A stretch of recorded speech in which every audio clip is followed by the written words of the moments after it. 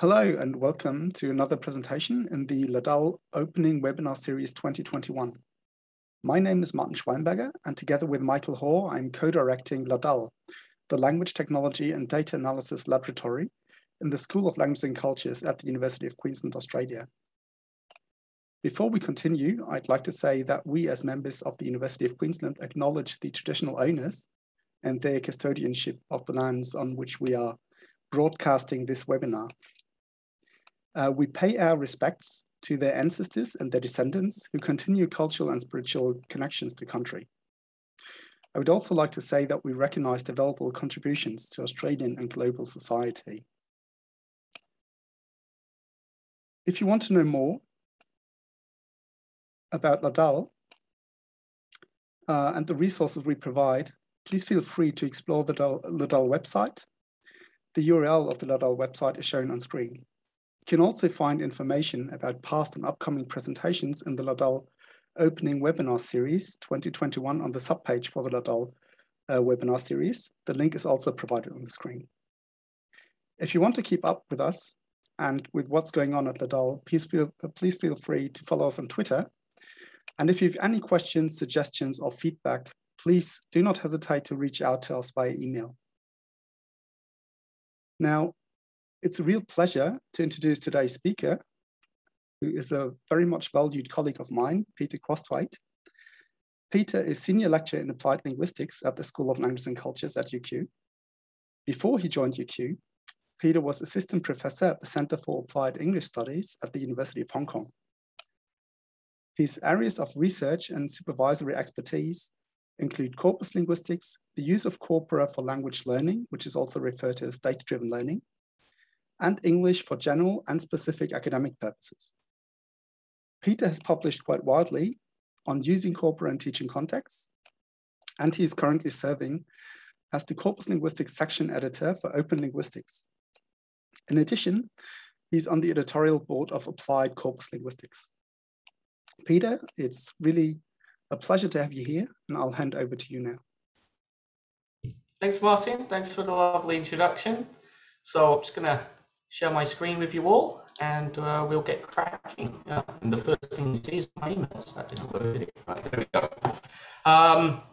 So I'm honored to be invited to the LADAL seminar series. I think it's a great initiative, and as you can see, the website has already received I think tens, if not hundreds of thousands of views already. So I'm just glad to be affiliated with this, and I'm here today to give a talk just explaining what I've been doing recently with an industry partner here in Queensland, and just kind of giving you a sample of the kind of research that I'm pretty heavily involved in these days since I moved here from the University of Hong Kong, where my main research interest was on English for academic purposes. But since I moved to University of Queensland, I'm pretty much now focusing mainly on the applied use of language corpora.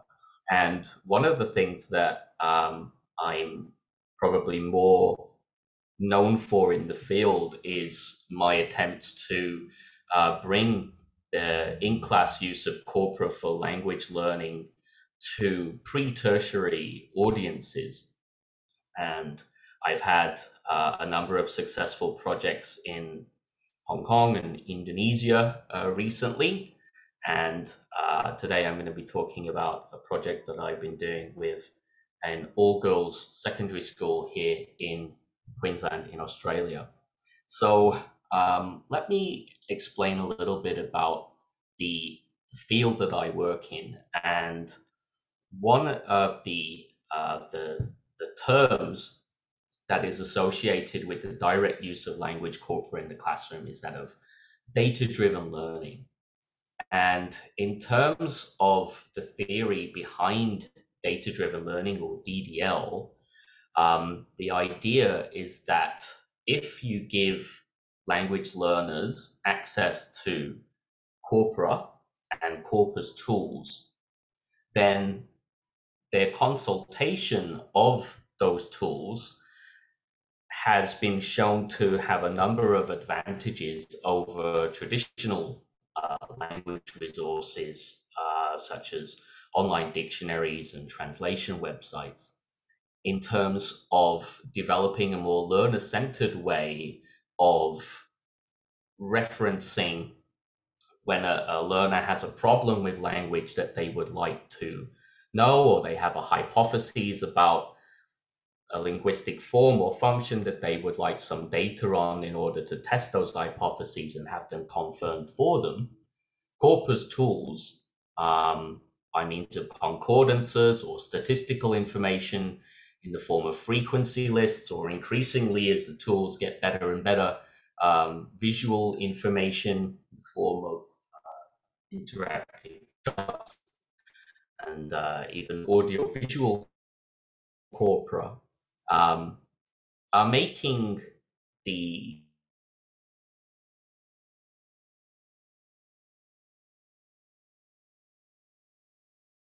salient for language learners. Moreover, in engaging with language corpora in this way, they are essentially becoming language detectives of their own. And a well-known, well-cited quotation is, "Every student a Sherlock Holmes," from Tim Johns, who was the original pioneer of data-driven learning back in the 1990s. So that's a little bit about the theory behind it, but how does it work? Traditionally, data-driven learning involved language learner consulting a language corpus through Corpus Tool. Many of you might know AntConc, for example, or maybe some of the online concordances that are available. And essentially, the learner would query that corpus for the target item of interest.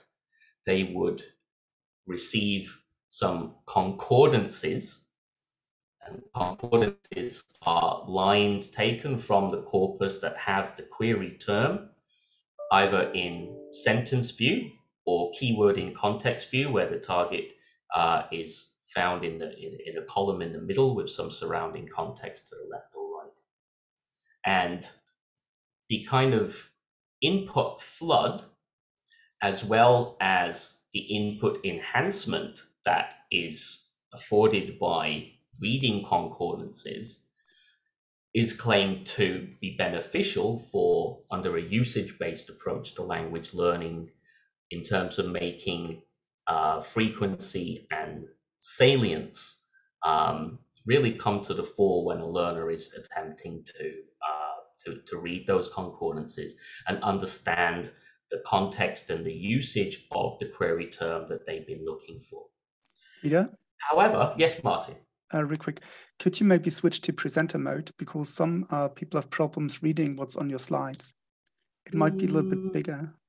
Yeah, I can do that right now. Okay, so I mentioned concordances, but as corpus tools have developed over the last decade or so, increasingly language learners are able to consult visual information, such as this word map here, which shows the collocates of some of the keywords from a particular given corpus. This extract is taken from Buoyant Tools, which I'll mention later. In addition, n-grams and frequency lists also help learners to understand some of the key collocations and the patterns in the corpus data, and to make them salient and comparable within a given corpus and across different corpora.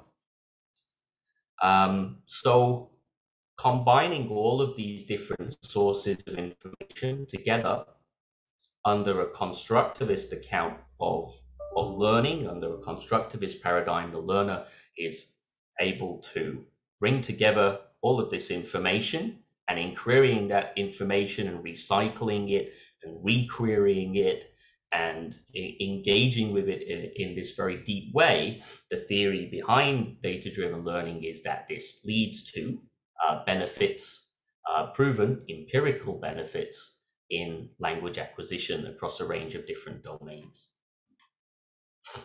Now, obviously, as is the case with much research in applied linguistics anyway, the vast majority of research with on-corpus-based language learning, data-driven learning, is conducted with tertiary level learners, mainly because they're easier to access by researchers. And generally, if you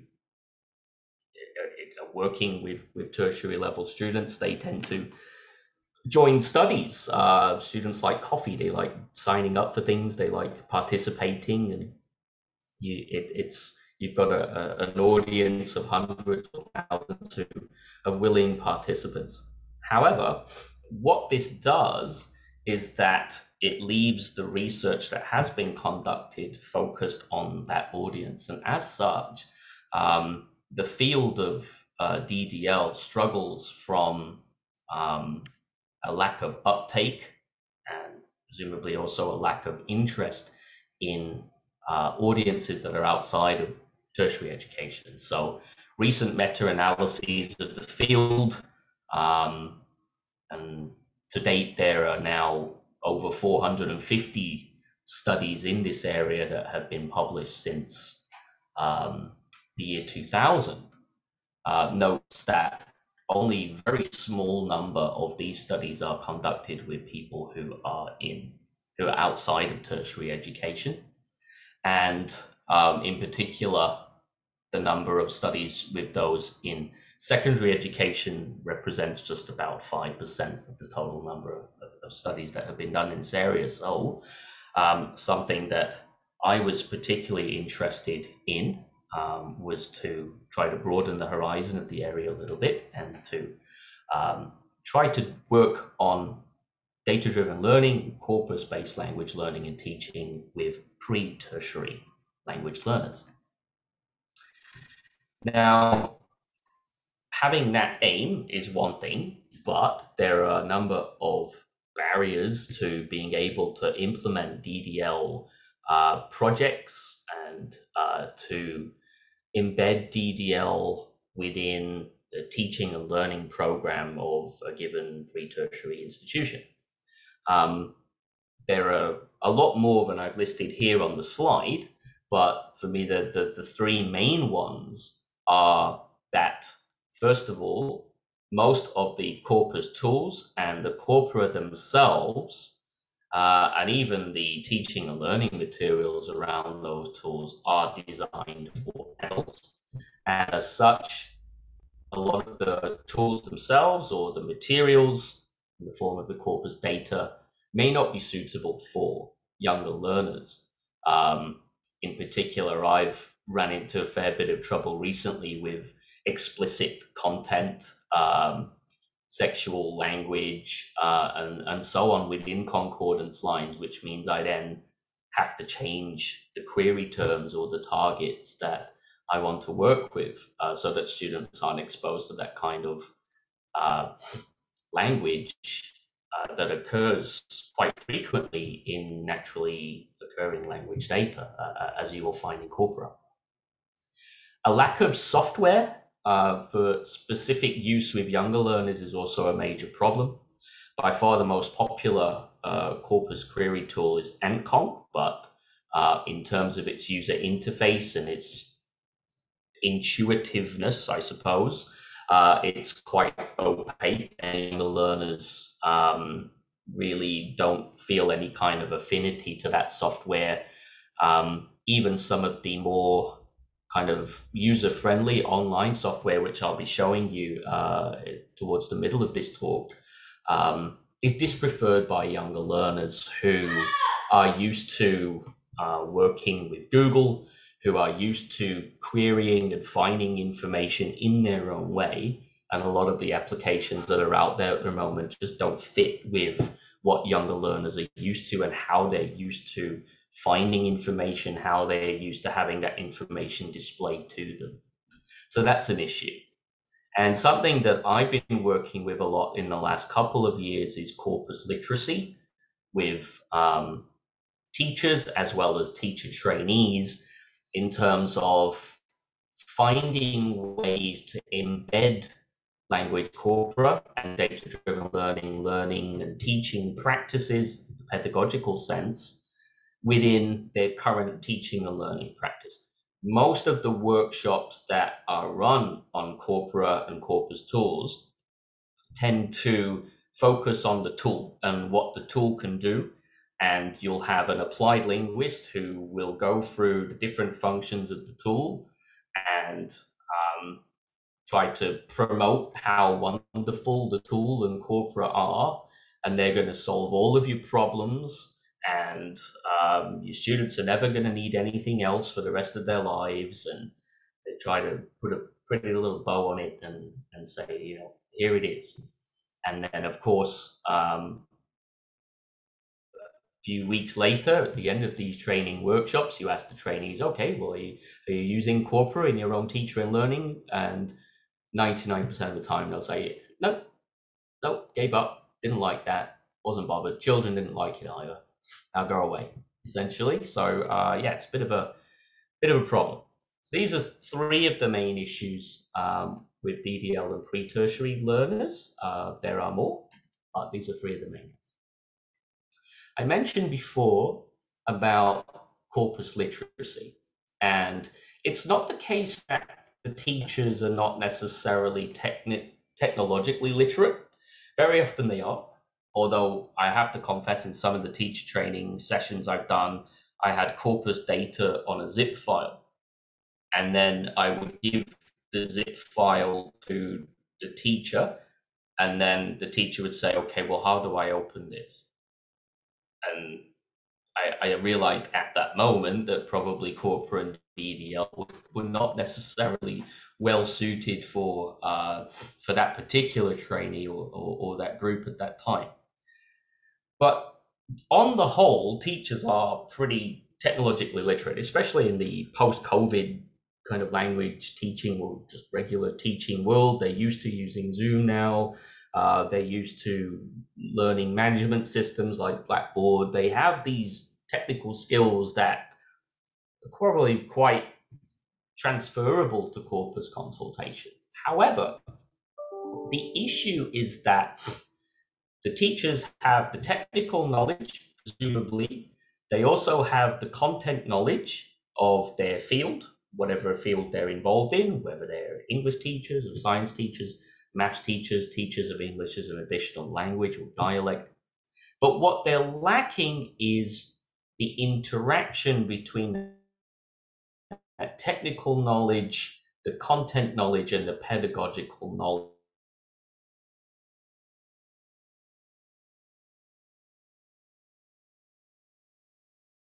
Integration of corpus tools into pedagogical practice is very, very difficult because that knowledge takes time to acquire, and it is something that many teachers may be resistant to, or they may see the benefit for themselves, but don't necessarily see the benefit for the target audience, which would be the junior learners, the secondary school students, the primary school students, and so on. So this is something that I've been trying to work with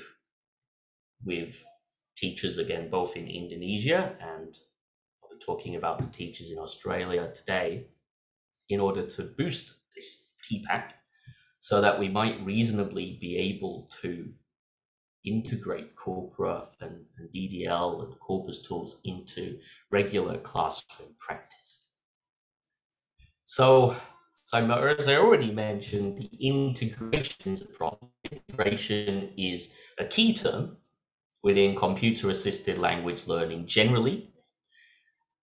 Tools take different software applications, different tools take time to integrate within classroom practice. I mean, video conferencing was one. It shows you how quickly COVID has made a huge impact on the tools that are currently integrated into classroom practice in 2021, because 2 years ago, video conferencing would be pretty much alien to most teachers within the Australian secondary school system, unless they're out in remote communities or so on, but needs must. And as such, we have pretty much a new suite of tools at the moment that we are using both at the university level, and primary and secondary school teachers are also involved in. But integrating the technology within classroom practice is much harder. And I've got a great quote here that I like to cite in a number of papers that are under review recently. Is this: trying to learn it is hard enough. Now I have to create new lesson plans? Ugh, so says Hutchinson. And this is basically where we're at in terms of how much penetration the field of DDL has had within mainstream practice in terms of the outcomes of teacher training sessions on DDL with primary and secondary school teachers, and said, okay, we like the tools, but how am I supposed to use this stuff? How am I supposed to integrate it within my current practice? However, the need is there. What teachers are currently doing, and this has been reported in the literature as well as reported through personal contact with these teachers, is that what they're currently doing isn't working. And there are areas of language that need attention. And corpora and DDL are suitable for, and probably timely, applications that can help with some of these issues. For example, the increasing number of students in Australia who speak English as an additional language and dialect. There's a year-on-year proportional increase in the number of these students entering mainstream secondary education and primary education in Australia. This includes second language students as well as those from Indigenous backgrounds. And increasingly, although I'm not sure if this is the case nationwide or even statewide, but there's a lot more academic writing that is coming into the curriculum and into the assessments for year 12. Now, I'll introduce my research context soon, but basically I'm working with an all-girls school here.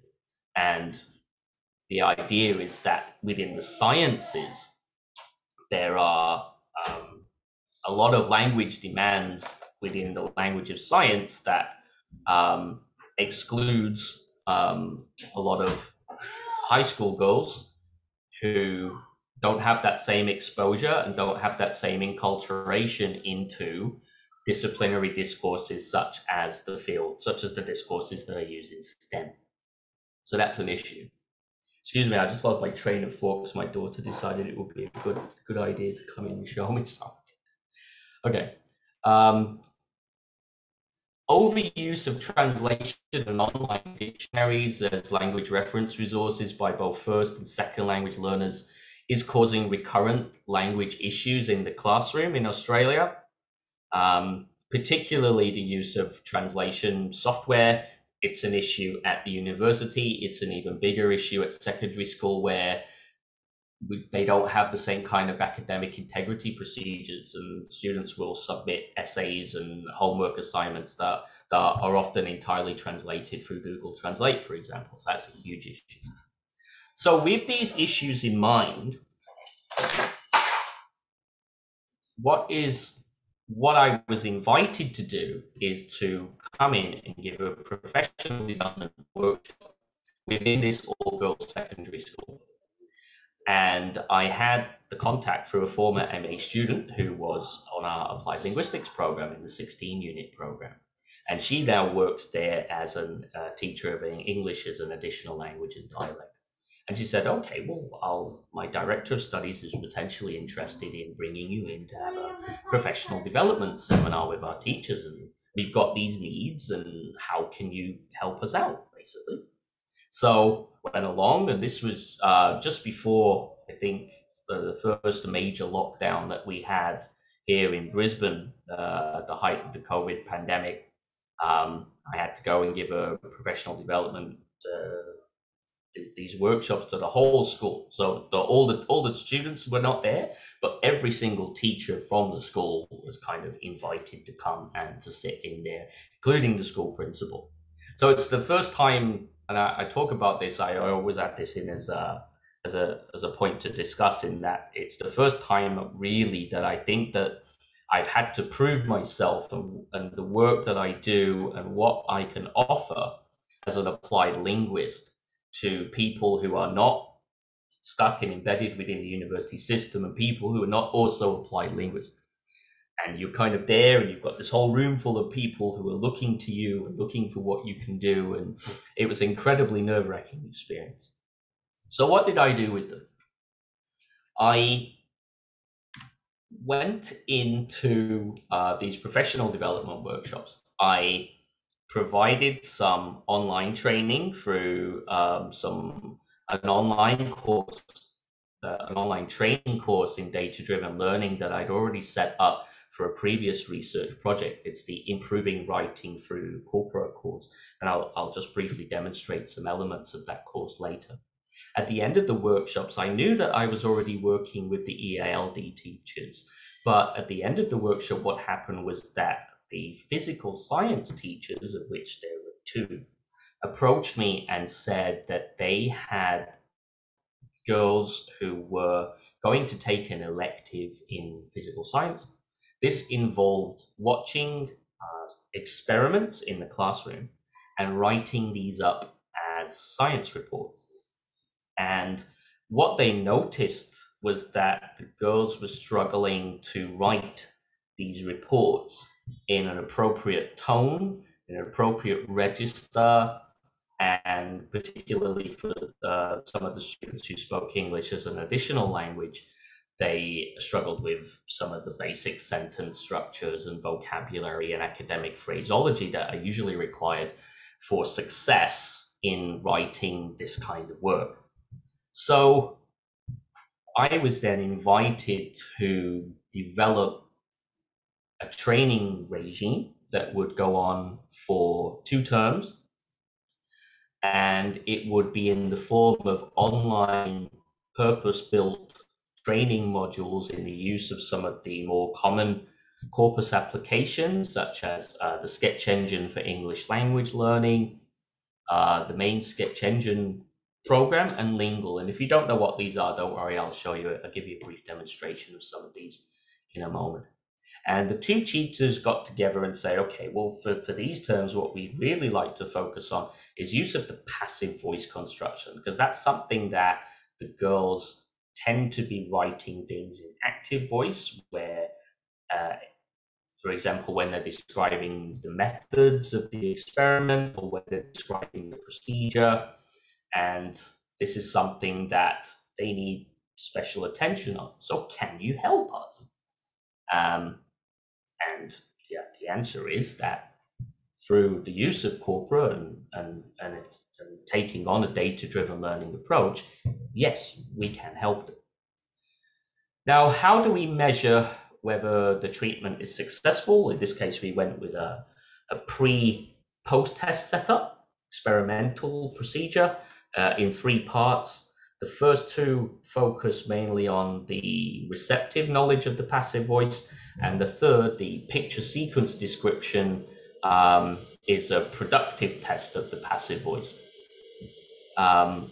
In the post-test, we also allowed students to use the corpus tools that they'd received training in, because we didn't want to do a kind of truly experimental study. It was more like to give them a pre-test as a benchmark, and then in giving them the opportunity to use the corpora, they would then see, hopefully, that the corpus queries that they were making were having a positive effect on their test results. We then also gave them a survey post-treatment and conducted focus group interviews. And I've also collected a number of written texts where they've marked explicitly on those texts where they've used corpora to make revisions and which tool that they used in order to make those revisions. Now, I haven't analyzed those texts yet, but I will in the very near future. So in terms of the online training modules, these dealt with the use of corpora to learn about the passive voice within different sections of these research reports, based on 3 observed experiments that they observed in the classroom, which they then had to write up. The first was about the effect of static electric charge, where they would rub a metal rod a number of times. Then they would put the rod next to some running water. They would measure how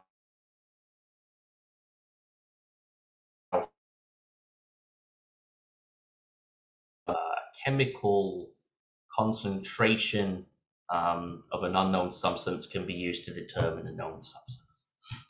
So what did we do? The online training modules were developed with these specific goals in mind, specific tools and specific kind of items for query. In the verbs selected for the use of the passive voice were also generated from a learner corpus analysis that I had conducted of the girls' own written production. So for example here, and again I'll just go back to presenter mode, this is a sample of what the girls would be writing. We've got the title, the rationale section, research question, and then underneath there'd be parts about the methodology, the procedure, changes to the procedure, and so on. And I built kind of a learner corpus based on these girls' initial submissions, and then worked out which were the most common verbs that were being used in these reports, and then to develop activities around these verbs in the passive voice. So for example, here is an email that you can see that I sent across to the teachers to work out some of the n-grams that were quite frequent within the girls' writing. And maybe I could build some activities around getting the students to query corpora for some of these terms as an extension exercise and so on.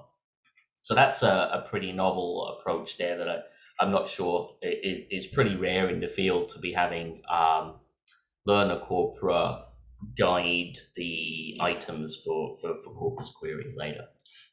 The actual items, as I mentioned, were hosted here. The training, sorry, was hosted here on my online course, Improving Writing Through Corpora, which is freely available. I'll post the link actually in the chat for those of you who are here, in case you haven't already seen or heard about this, but it's freely available to sign up. It's hosted on UQ servers, and I've embedded the specific activities for the girls at the end of the adult modules. There are 5 modules for adults, and then we've got here, say here, the physical science corpus activities, for example.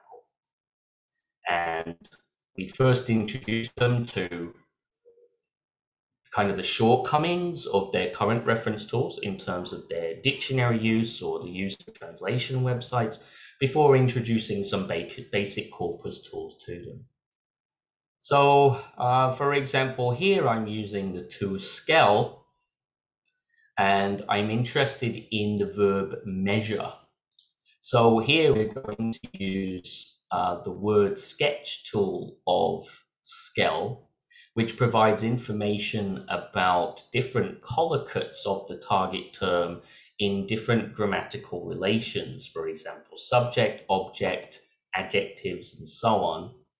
The students would type measure into the platform, they would receive the following results, and based on their analysis of these results and their close reading of concordances that are available or clickable from these examples, you'll get examples if you hover the mouse, and if you click on the other window there, it will actually open up all of the concordances that apply for that. Then they will take on multiple choice questions or drop downs or discussion forum type activities that attempt to consolidate the corpus consultation that they were engaged in, and to consolidate their learning. And then I would always give them an alternative term that they would then go ahead and query on their own in order to develop their skills in using the tool and what the tool can do for them. So all of the activities were set as kind of homeworks. Sometimes the teachers tended to use them in class to highlight specific verbs, to highlight specific constructions that the students were having trouble with.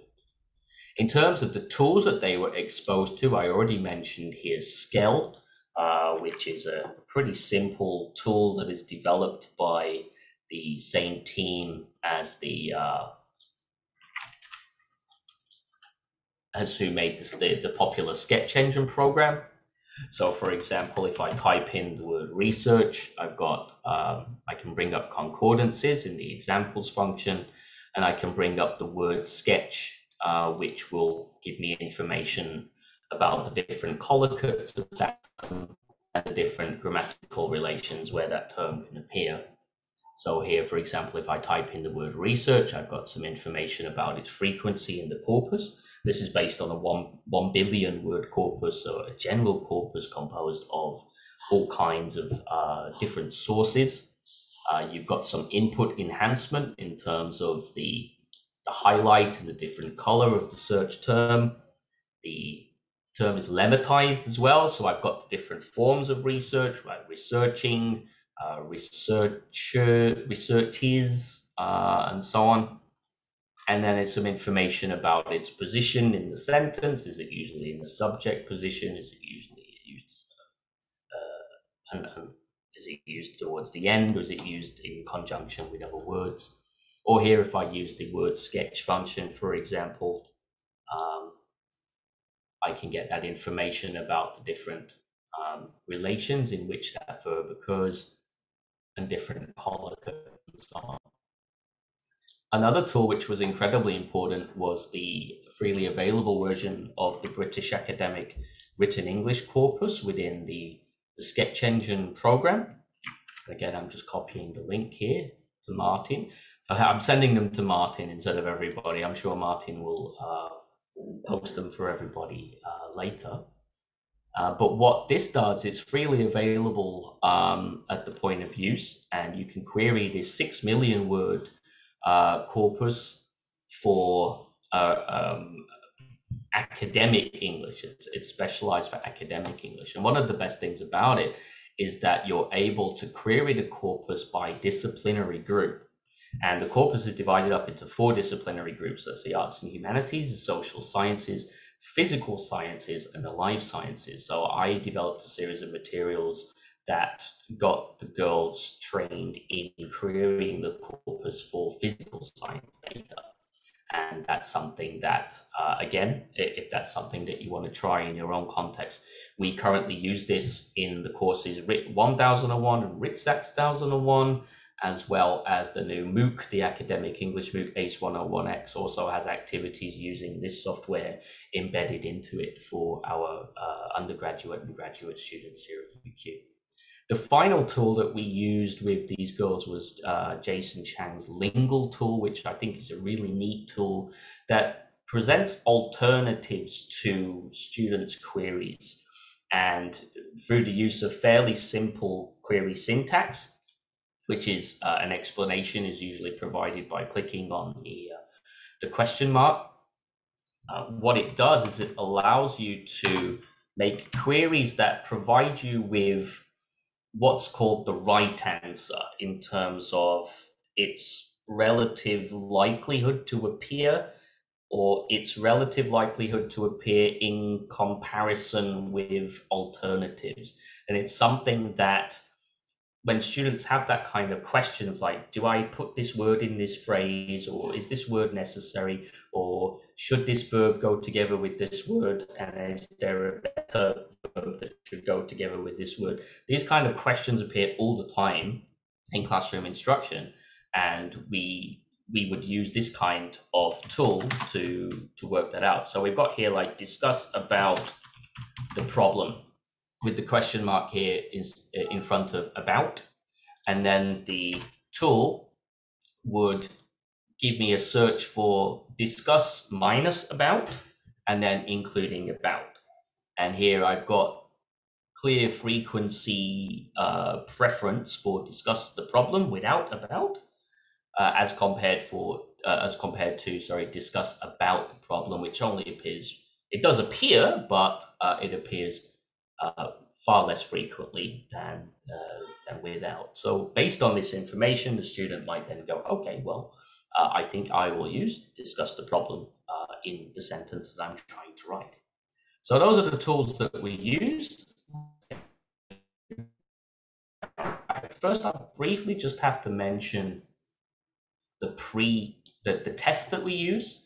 So there was a receptive test, which is based on basically a grammaticality judgment task, where the students would get a, I think there were 30 passive voice constructions and 10 constructions that had nothing to do with the passive voice, and some of the passive voice constructions were, they would have to go through and select whether they felt that the construction was correct or incorrect, or whether they were not sure. The second pre-test, sorry, I'm showing you the post-test, but I meant to show you the pre-test, was an error correction task where basically you would get a sentence. The students would say whether the students were all told that there was at least one error within each sentence, and they would have to then correct the error by giving us a revised sentence. For the post-test, we asked them if they use the Corpus tool to help them with that. So that was a key difference between the pre-test and the post-test.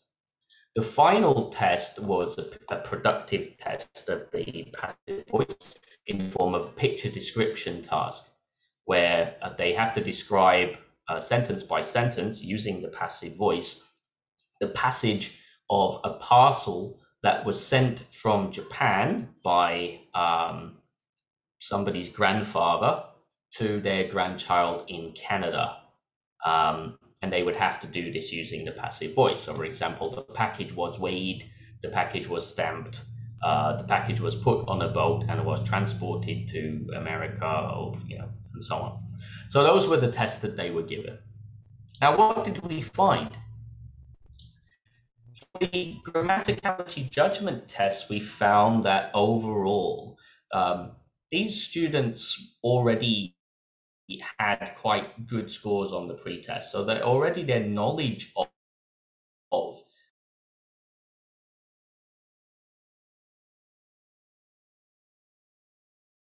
is in their acceptance of grammaticality for passive voice constructions from pretest to post-test. However, as I mentioned in the post-test, we allowed students to use corpora to check their intuitions. They did this 168 times. And from those 168 times, the vast majority of those attempts resulted in a correct answer, which we felt was very encouraging. Similar story also for the error correction task. We do not get significant differences in their ability to correct errors with passive voice constructions from pre to post test. They were given the opportunity to use a corpus to do so in the post test. They did so quite frequently, a lot more than I thought they were going to do. And again, when they were given the opportunity to use the corpus to do so, most of the attempts resulted in a correct answer, which again, we found very encouraging. On the productive side of things, though, we did get a significant result. I mean, this is using the Friedman's test of non-parametric for repeated measures. And we found that the girls did better on the post-test, which is great. And when the students used the corpus to check their intuitions, again, over 75% of the time, those queries resulted in a correct answer. The next thing we did was to ask them about their preferred tools. The overwhelming response was that Lingua was the preferred tool, with SketchEngine seen as their second choice, and Skell, which is actually one of the more popular and simple tools for language learners to use, was pretty much dispreferred by the group. And I'll touch on why that might be the case in a moment. In terms of their preferred tool functions, again, comparing results and using wildcard searches and alternative queries for alternatives in Lingual were incredibly popular and seen as the first preferred function within the different functions and the different tools that the girls were using. The word sketch function of scale was seen as useful, but in particular, the girls found that limiting searches to the physical science subcorpus in the British academic written English corpus on SketchEngine was incredibly useful. So certainly the ability to get quick answers to language problems is really popular amongst these younger learners, but they also are very keen on having that specific, the discipline specificity to the output and to the results that they're getting were seen as really crucial by these younger learners. In terms of the perceptions of the tools in general, it's pretty much a positive picture. Certainly in terms of being able to access the tools and understanding what they needed to search for when trying to use the tools, although they were less certain on how to conduct complex searches, including wildcards or part of speech information, for example, and they were trained in doing that in the online materials, but they felt that that was something that was quite tricky for them. But overall, the perceptions of the tools themselves is not so bad. They were also positive about the training that they had undertaken. They generally understood the purpose of the online activities. They understood how corpora can be useful for doing academic writing and the kind of report writing that they needed to do. They were less keen, however, on completing the online activities. And again, I might go into some of the reasons for that in a moment. The students found that the use of corpora for learning about the passive voice, they were generally pretty positive about this, but there's a caveat to these results that I'll talk about in a moment. Then at interview, the girls discussed the following topics based on a thematic analysis of the data that was carried out by one of our MA students, Alicia, who's now graduated in the previous semester, and she's really good at doing these kind of mind maps and coding interview data for themes. It's my hope that she'll continue to do this at PhD very soon. She's currently doing, oh, that's right, she's currently doing her dissertation right now on this. That's really good. They talked about the tools in terms of their current tools that they're using now. They talked about the online corpus tools themselves, and they talked about the online module training. In terms of their perceptions of the tools, overall, they found Lingual easy and appealing, and SketchEngine useful and versatile. But they tended not to mention scale very much.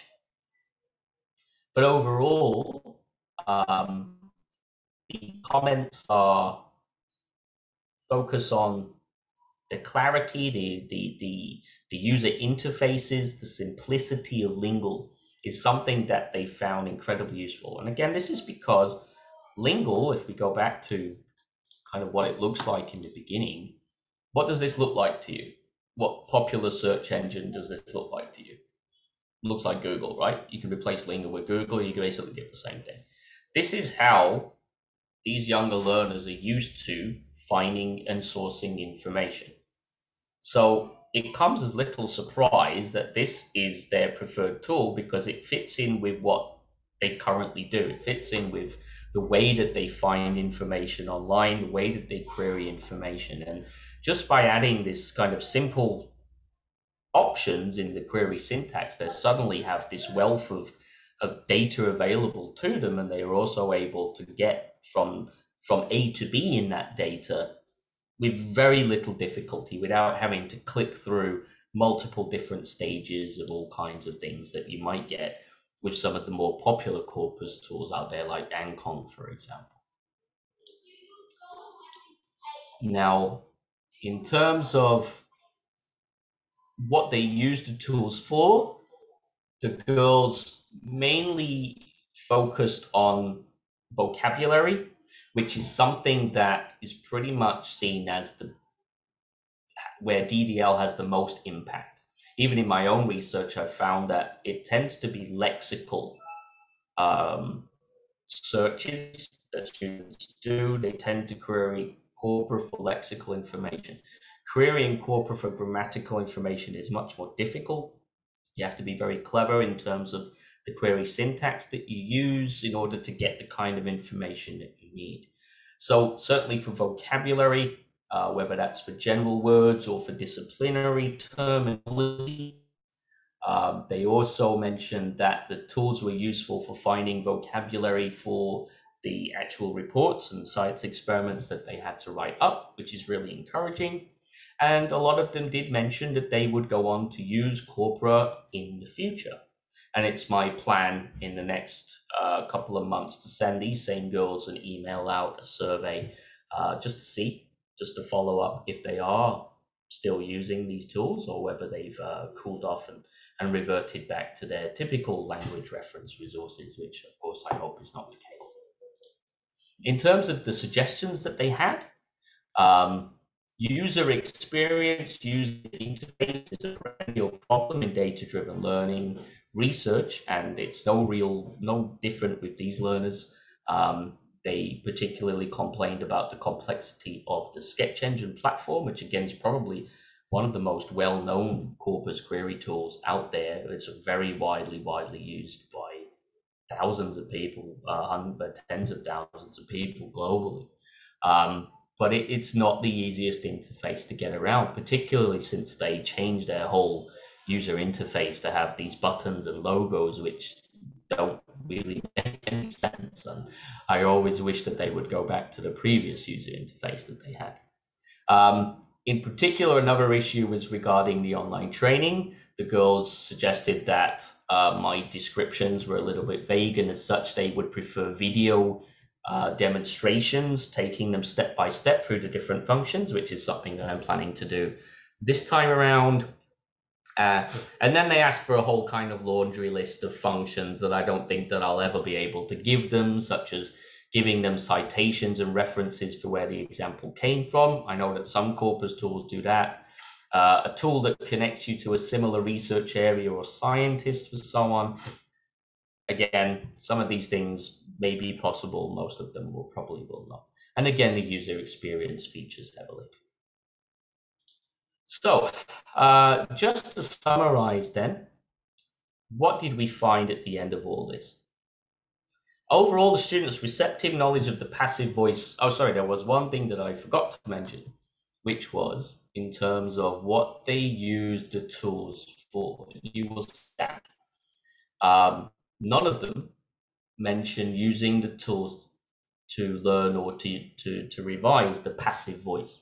So in the survey, they all said, oh yes, it's great for learning about the passive voice, but then they do not, pretty much to the person, whereas when I interviewed them, at least in terms of my recollection, and certainly in terms of the written production that's been sent to me, they haven't used the corpora at all for looking at passive voice. So they pretty much switched to using the corpora, using DDL for lexical issues and academic phraseology, terminology, multi-word units, and so on. So, but I've said this numerous times in my own research that getting grammar, syntax, and so on into DDL is a big challenge, and we may just in the end not be able to meet that challenge given the tools or the pedagogy that we currently have available. But just to summarize, while the students' receptive knowledge of the passive didn't significantly improve, when the students were given the opportunity to use a corpus, more often than not, their intuitions and their queries of the corpus supported their intuitions, and those intuitions were successful. Their productive ability, on the other hand, did significantly improve once we take students' successful corpus queries into account.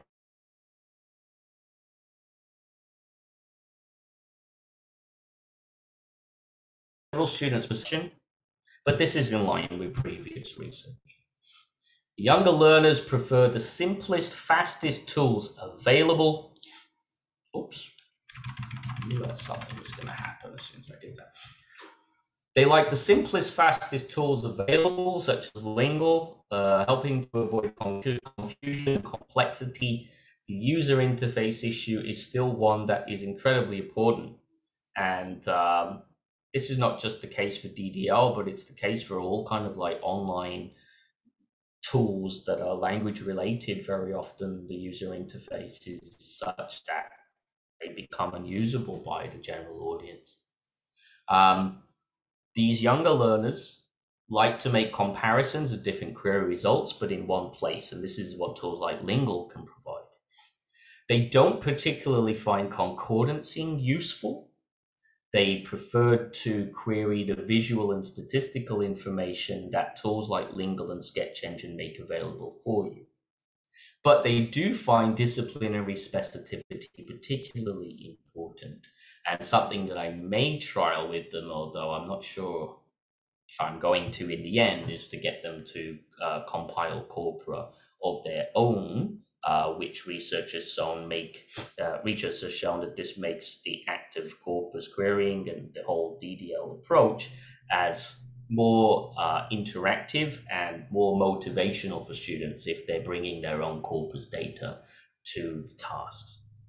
So overall, the corpus use and data-driven learning is recommended in improving students' knowledge and use of the passive voice, but we want to do more, and I'm doing more now in terms 3 and 4, focusing on academic phraseology. I've also put in a funding application through the UQ Foundation Research Awards, which I find out the result in 2 weeks in order to build a new purpose-built tool based on the teachers' and students' feedback about what they want and need, and then that tool, when it's finished, will then become freely available to the research community. Now, I've probably gone over my time here, so I'm going to skip that part about the teacher professional development. I've already copied and pasted the links to all of the tools that I've discussed today in the chat, and I think Martin has distributed those. So that's pretty much it for today, and then I will stop sharing my screen now and allow time for questions.